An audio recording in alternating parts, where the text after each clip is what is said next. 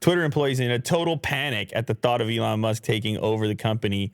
They say S blank blank show blank blank blank. A shit show.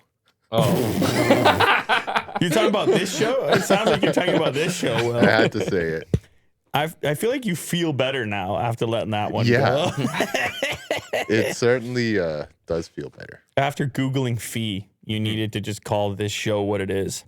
Progressives can't defend their ideas in an open debate. They also, we're on some kind of right-wing website. They just go right for the jugular. The Western Journal. They also can't honestly explain away the horrible results of their policies.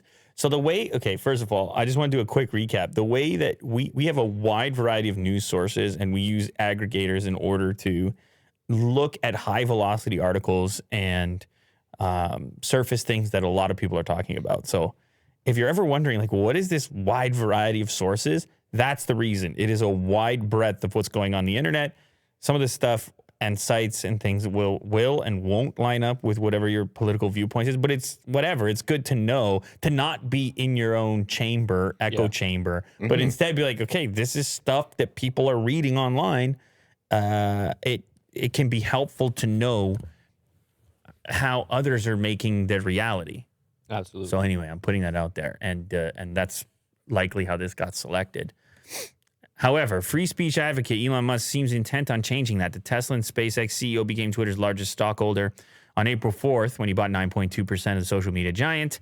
Unsurprisingly, the company's embedded progressive employees are melting down at even the possibility that more liberty might invade their safe space.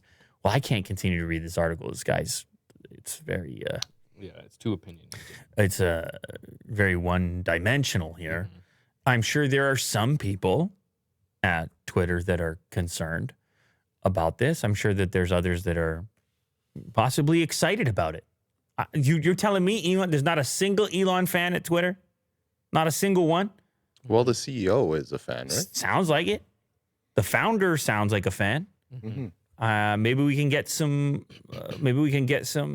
Twitter employees on the show. Spill the beans.